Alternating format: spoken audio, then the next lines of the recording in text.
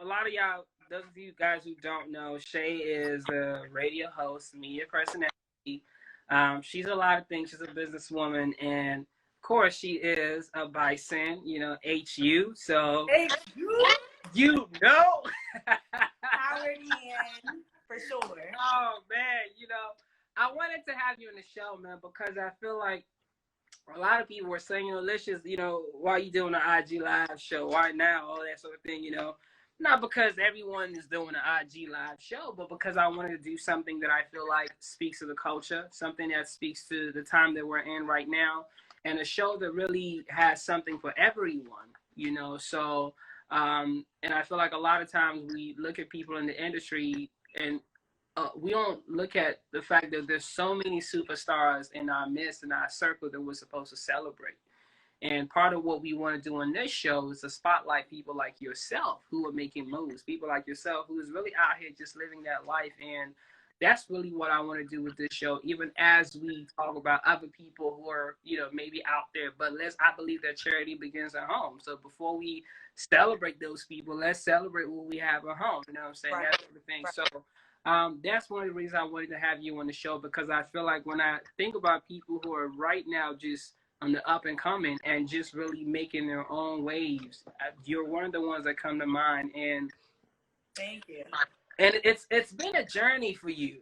Yes, for sure. And I wanted you to speak to that, because I was telling somebody the other day that I feel like in life there are two stages. There's like the presentation stage. There's the preparation stage, where a lot of the work happens. And so many people see the presentation stage, to see you on, it's like where the spotlight is, the recognition, is the accolades. That's what they see. But a lot of people don't see the preparation stage. A lot of people don't see what happens behind the scenes and the grind and all of those things, and what you go through to get to where you're at right now. So if you could just take us through real quick your journey so far, how has that been for you, transitioning and being where you're at right now?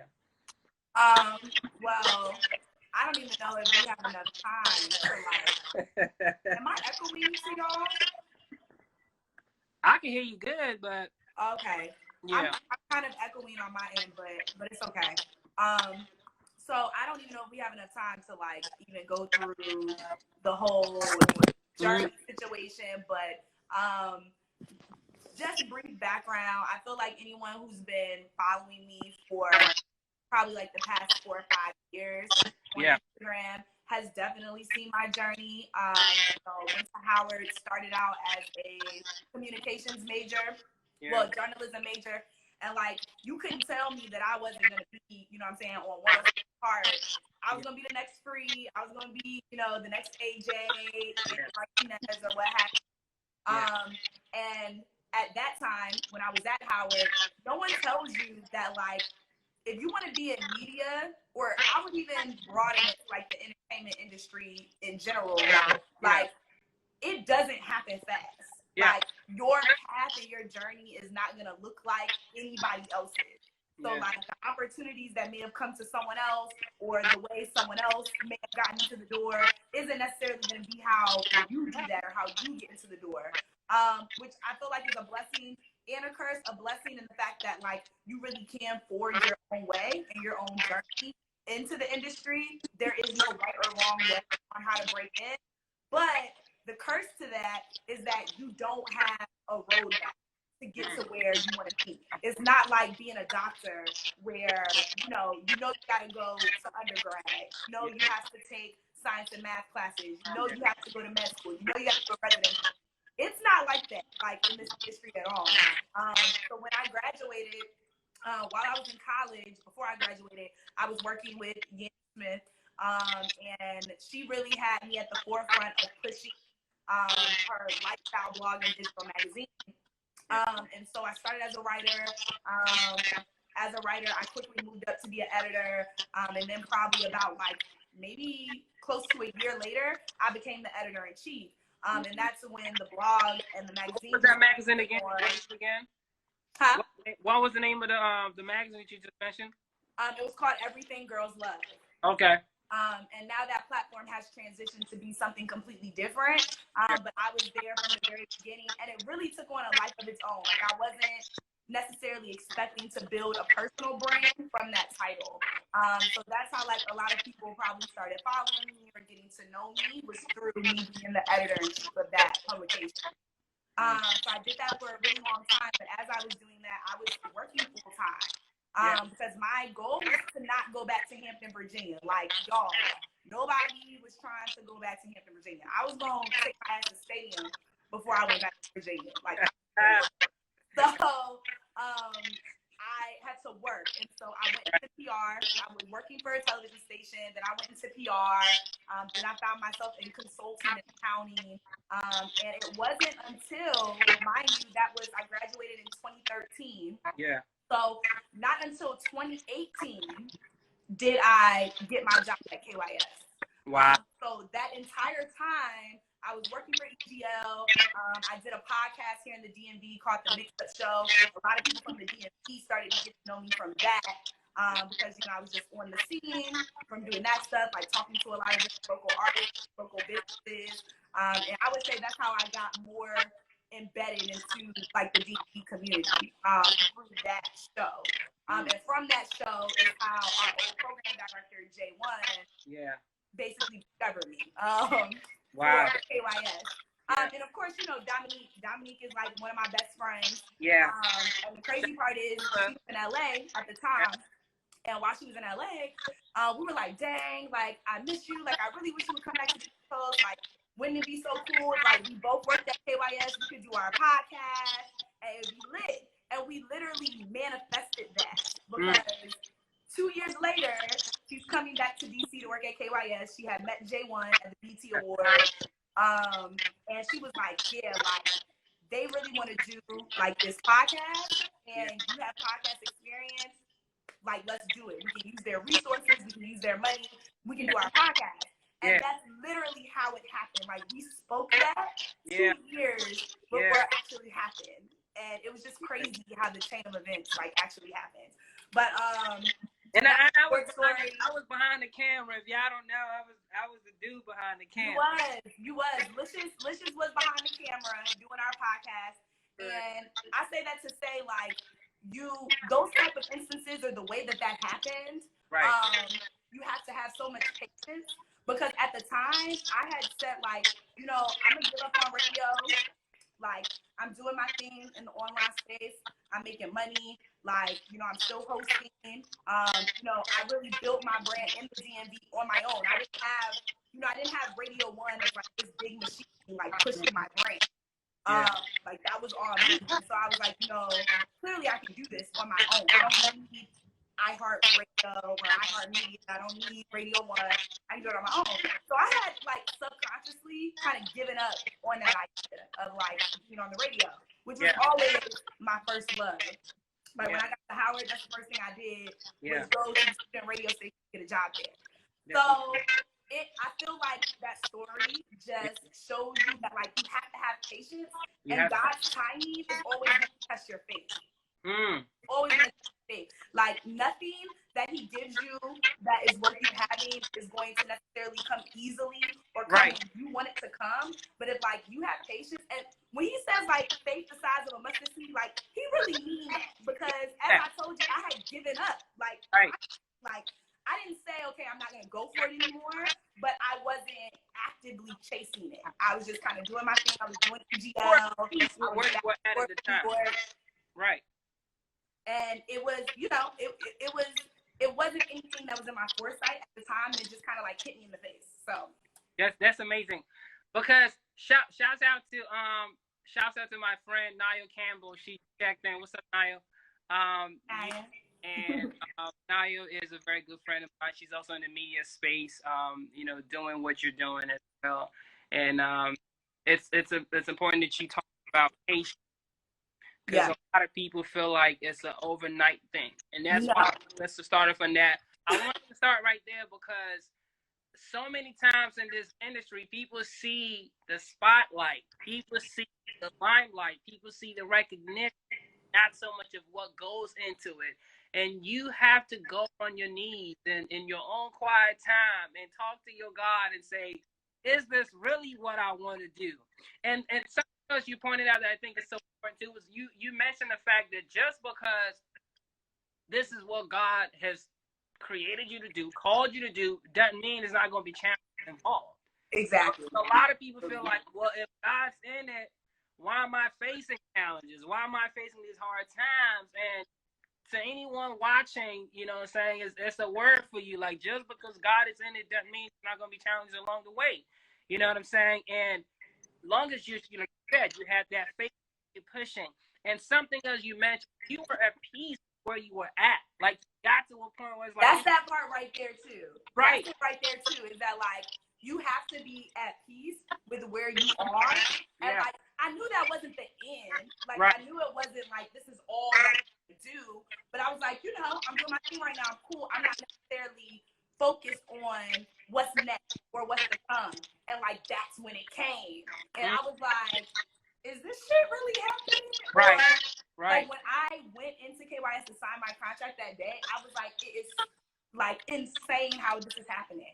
You know, like certain things that happen in your life where you're really like, this seriously can't be nobody but God. Like there's no way that this happened any other way. That was one of those moments. So I think then I was like, okay, this is really what I want to do. This is what I've been called to do. And God sees that, He hears that, He's in alignment with that because of what I see Him doing. And it was up from there. It was up and it was stuck. But even so, I feel like the other thing too that we say this all the time, and I don't want to sound cliche, but you guys spoke it. You guys spoke it into existence. You were like, you know, man, it'd be nice if we can. And next thing you know, you guys are and doing what you said. And I think it's important to always keep thinking. I came across something that says that just because it hasn't come to you yet doesn't mean it's not going to manifest. Delay is not denial. Not denial, of course, and that's amazing. And I want you to just real quick, like if you could just give us top 5 lessons that you have learned so far. Maybe 3, 2, whatever, you know, Oh, I got 5. I got some lessons. Okay, cool. There we go. Top 5 lessons that you've learned so far. And the reason why I'm saying that is because a lot of my followers, they're young people, you know, who are just coming out of school. Some of them in school right now, you know what I'm saying? Right. Just trying to figure out how to get started in this industry and that sort of thing. You know, one of my friends just launched her own production company, you know what I'm saying? Fresh out of college, that sort of thing. So, but you coming out of school and having been through all of these processes and then getting to where you're at right now, to where you're just now starting to reap the fruits of it, the benefits of it, recognition and everything. Speaking of recognition, we're going to get to that because you were just recently recognized in DMV. Was it that 35 under 35? Was that what it was? It was 35 under 35. I'm on 30. Right, that's good. Like, just like, congrats on that, man. No, thank you so much. It's well deserved, and a lot of people, man, watching just saying, I want to be on that level. I want to get to that point. If you could just share some of the lessons you've at least give us 5 that you've learned so far, it's going to help somebody watching right now. Sure. And you know what's crazy about that too is that like I feel like I have so much further to go. Yeah. And that I have not reached my peak at all. Like for the vision that I have for what I want to do. And where I see myself going, like this is still very elementary to me. Yeah. I know for people like watching me, it may not be, and I know that a lot of my followers are like the process of that. And I'm always grateful for the right now, but like where I see myself is like on a whole different level. And I would say 5 lessons that I learned is that patience key, and that nothing that God wants you to have, it doesn't mean it's going to come easily or that it's going to come quickly. It's probably not going to come quickly, like, to be completely honest. But that's definitely a lesson that I've had. And I also learned during that process to not necessarily pray for patience, because when you pray for patience, that means you're inviting things to happen to require you to wait longer. So I feel that. I learned not to pray for more patience, but to pray to God to help me to exercise the patience that I already have. That in this current season in my life, at this current moment, allow me to wait on you, to listen to you, to be able to sit still, to be able to be content in where I am at this moment, and really just listen to them, like hear them, and realize that, okay, this door may close, this may happen, these type of situations may be at play, but I know that everything, that faith, size of the mustard seed, for me, like, is all working in my favor. So that's one. Two, I would say that you, in this industry, it's very subjective.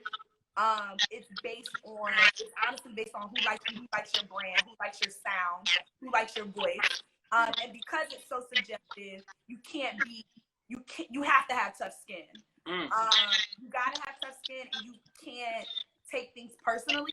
You gotta understand that although, hi Bree, you gotta understand that although it is subjective, and it is like related to your personal brand, so it's very hard to take criticism personal. It can be hard not to take like doors shut in your face personally, but you gotta remember that it's a business.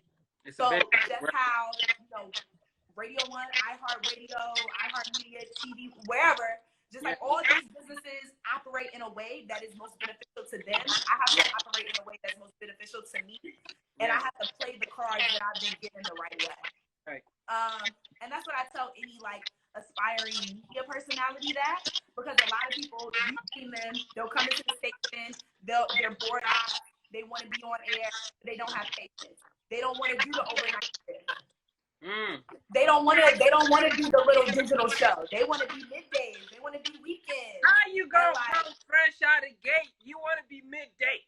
But it's prime time. But that's the thing, though. It's the glitz and glam of what people see on the outside that make them feel that like unconscious sense of entitlement. Yeah. And like the thing about it is, it's always going to be somebody better than you, and it's always going to be somebody who's gunning for your spot.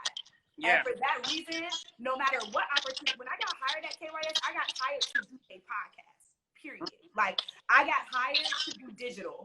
I didn't get hired to be on the radio, on air, anything like that. Right. But because I was like, okay, I know I only got hired for digital, but I'm about to kill this shit because I know I want to be on air. Yeah. And that's what I did. I went in there, I killed the podcast, and J1 was like, who is this girl talking like this on this podcast? Like, who is that? Who is she? Put her on the morning show. Right. And that's I remember that. The morning show. I remember that moment. I was in the room. You was there. You was there. I was in the room. Listen. Damo was there too. I said, and J1 was like, hey. He said, you've been in there. You've been filming the podcast. What you think? I'm like, hey, I think she got something. What you thought? I said, I think she got something because I'm in there every day and I see the chemistry and I see, you know what I'm saying? There's people that you can't just leave them right here when they're supposed to be right here. You know what I'm saying? So that's key. So you talked about patience, about having tough skin. What else? I would say too that like you have to know how to take criticism. Okay. So many people come in this industry, they get offended by what people say to them. They get offended about how people say they sound. And you gotta realize everybody's not gonna like you. Everybody don't like me probably on the air. Everybody don't like Baby Bear on the air, but it's a lot of people who do. And the people who do is why she's in the position that she's in. You know what I'm saying? So like it goes back into not taking things personal. You got to be able to take criticism at a surface level. Yeah. So understand that most of the time the criticisms that people are giving you or the feedback is based on personal experience. And you got to be able to kind of like move through that. Yeah. Because they're going to give you advice and feedback based on their own perspective and their own experience. Yeah. And you have to be able to like decipher through that and say, okay, what can I use from this criticism, even if I didn't like it? What can I use from this criticism to make myself better? And that's how you're going to continue to be successful. Because you're going to say, you know what, they gave me this criticism, it wasn't like the best, but I'm going to take it, I'm going to work on it, I'm going to come back and I'm going to show them that I can kill this shit. Like, I'm going to, prove them wrong, or prove whoever wrong. And I think that's like, the thing about me, I love proving people wrong. I love proving people wrong. I love doing things that people either have said that I can't do or that think that I can't do it. And when I do it, that just like feeds my ego. That just gives me.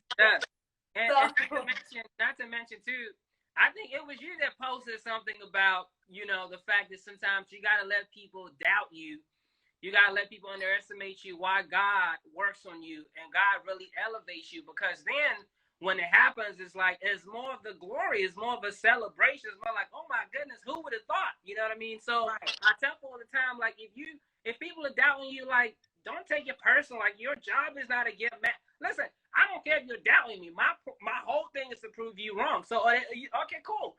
I'm not gonna waste my energy like, oh, why you feel that way about me? No, just stay focused on what it is you're supposed to do. Dwelling on it. We're dwelling on it. Like people dwell on that stuff, and it's human nature. It's human nature to care what people think about you. Yeah. And you should care what people think about you to a certain extent, even if you want to be in the industry. Yeah. Like what people think about you is very important. How they perceive your brand, how they feel a connection to you is all very important. But there's a boundary, there's a line there as well. Because like you gotta know that like you have to know that God called you to it. Yeah. If you don't know that, then you're always gonna move with hesitation.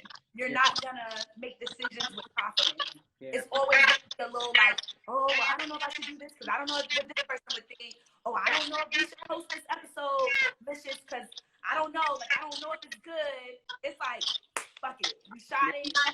We gonna go with it. If it's not good, if we want to make some changes, then we'll make a change on the next one. And that's the other lesson right there that I would say, that you have to be okay with things not being perfect.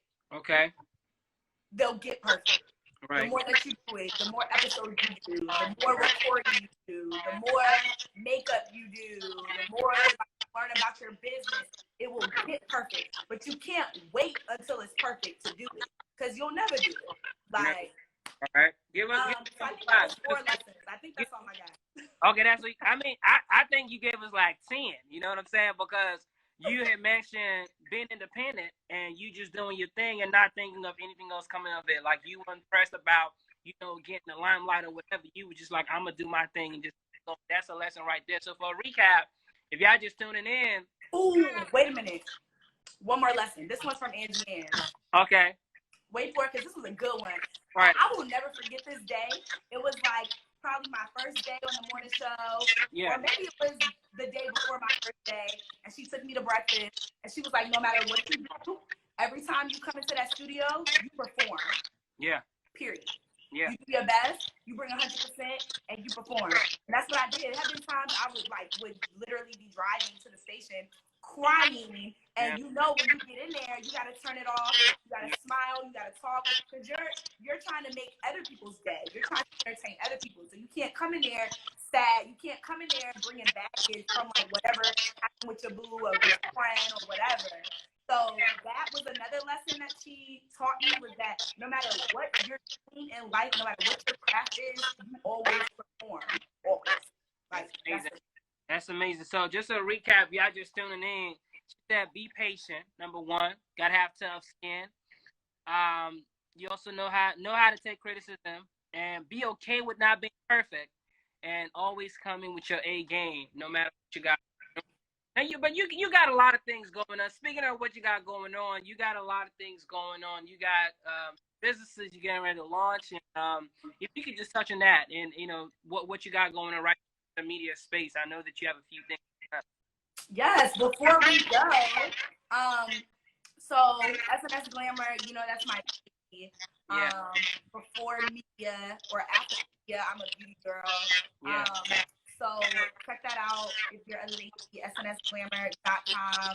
All your lash needs, hair needs, and we're gonna be launching some makeup really soon. So we're about to launch some lipsticks, and it's gonna be lit. The vision for it though really is I want to become like a full makeup cosmetics brand for women of color specifically.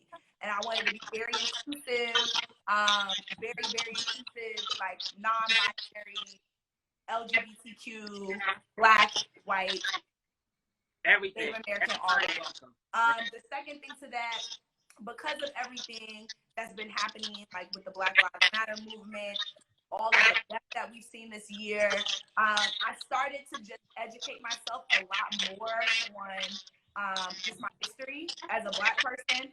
And also, I started to really think about where I stood on certain on certain topics and on certain, I guess, issues. Yeah. And I said, okay, I want to take a stronger stand. I'm not doing enough. Like, looking at it, reading it, informing myself or educating myself is not enough. Like, I want to do more. And so from there, sort of started my journey into becoming an abolitionist. Mm-hmm. And the more I learned, the more radical, or what they would like to call radical, ideas started. Y'all like my shirt, by the way? Yeah. But anyway, I said, okay, what am I good at? Yeah. What am I good at? And how can I lend myself to the movement? How can I make things better for my people, for my workplace, for my business, for my fellow entrepreneurs? And I came up with this idea of Covered Thoughts. And so Covered Thoughts has not launched yet. It's going to be launching this fall/winter. And it's essentially a lifestyle retail brand that allows us to express ourselves and to protest when we're not protesting. So it showcases a lot of different thoughts, a lot of different ideas and concepts that you can wear, that you can have in your household, when you pull out your cutting board. You know what I'm saying? So we're protesting even when we're not protesting. We're making our voice heard even when we're not actually physically speaking. And so that's what I wanted to do. I said, I'm good at business. I've been able to make SNS relatively successful for how young we are as a business. And I wanted to transfer that energy into doing this. So the profits from this business, or a portion of the profits from Covered Thoughts, will go to a lot of local grassroots organizations that are doing the work on the ground to make our lives as Black people in this country better. And to fight for us. I protest, I go to the protest, I donate.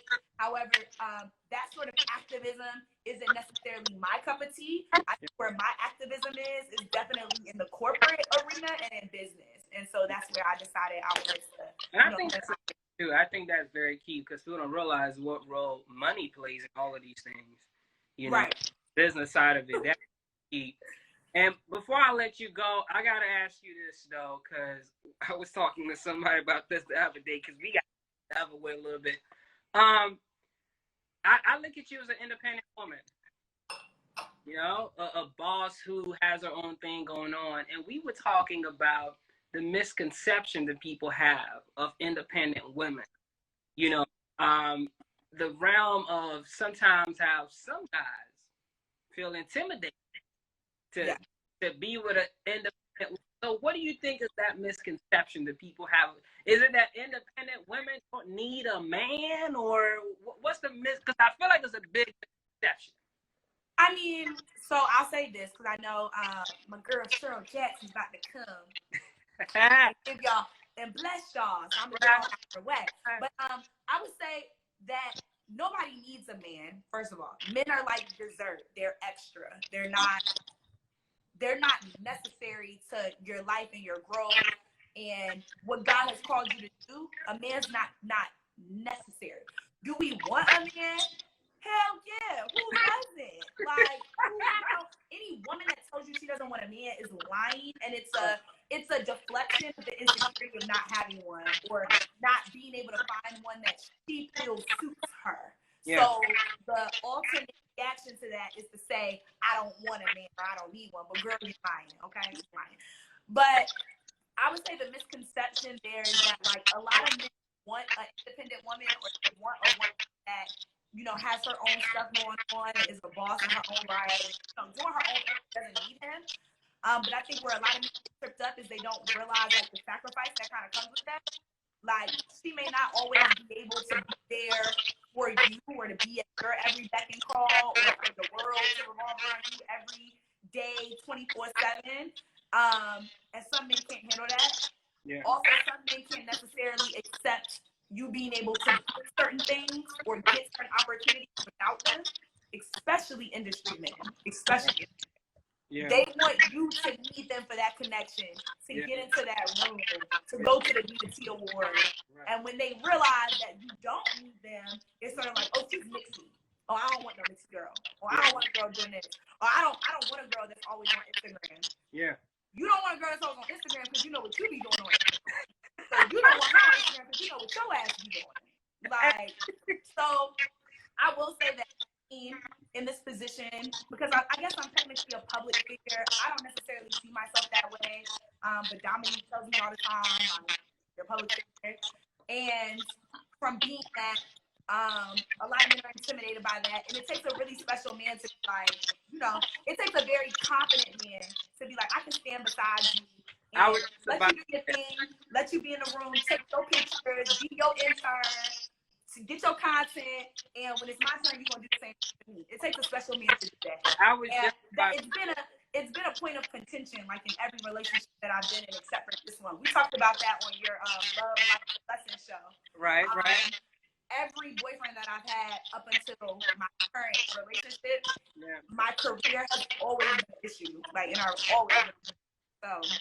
And it's amazing you said confidence, because I was telling somebody yesterday, I was like, I feel like part of the issue is this lack of confidence. If you're insecure as a man and you have, issues, insecurities, or low self-esteem, whatever it is, and not understanding that as a man, your responsibility to a woman is not just as it relates to material stuff or like money or that sort of thing. You know what I'm saying? There's so much to you as a man that you bring to the table. So when you meet a woman who could pay for her own gas, she could buy her own car, whatever it is, in that instance, you're not intimidated because, well, if she could do it, that's cool. There's so many other things that I bring to the table. I could hold her hands and pray with her. I could speak some words. I could provide emotional support. There's so many aspects of a relationship. And if you can understand that, I feel like how we move is going to be a lot different. And you're not going to be intimidated by one who can definitely, quote unquote, do battle by herself, because you know that is so much more to you than just that.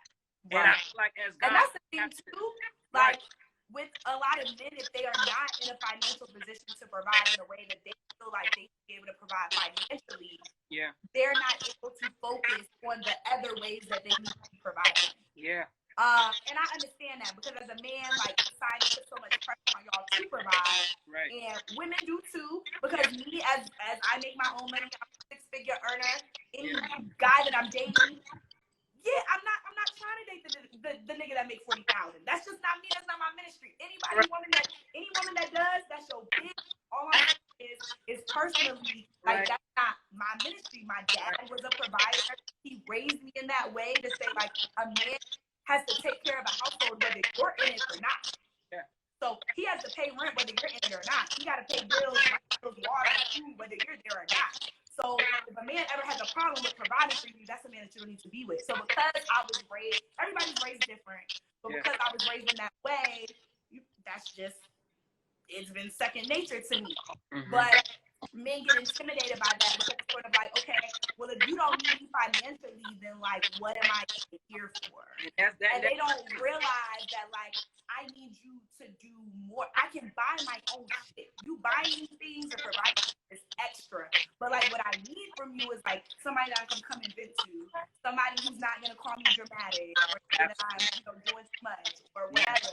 Somebody that can, pray for me, who can encourage me, to push me when, like, I can't push myself. So none of that includes any sort of money. So, if you can do that, we'll be good on a lot of fronts. I mean, the world, we still got a problem. But if you can do those other things, we can work on getting you some money. Like, we can get you money, but we can't get you emotional intelligence. We can't get you that. Like, I can't help you with that. Like, so it really depends on the man. And I think too, like, this is your man, so it takes, like, growing up too, like, being through some stuff, like, making sure you feel secure in yourself and where you're at in life before you can even, like, think about a relationship. So Amen. But let me go ahead and get on Cheryl's way. I know. I'm gonna let you go, man. But really, thank you, guys. Thank you so much. And guys, please follow Chey. If you're not already following Chey, do that. Follow me.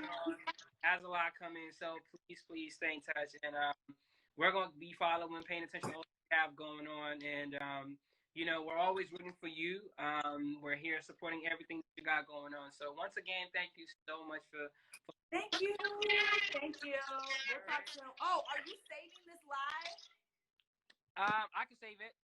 Okay, yes, save it, because I asked people on story and they were like, save it. And I was like, oh, it's not mine, so I can't save it. But if you can, then that's great. Yeah. I'll save it. I got you. Bye.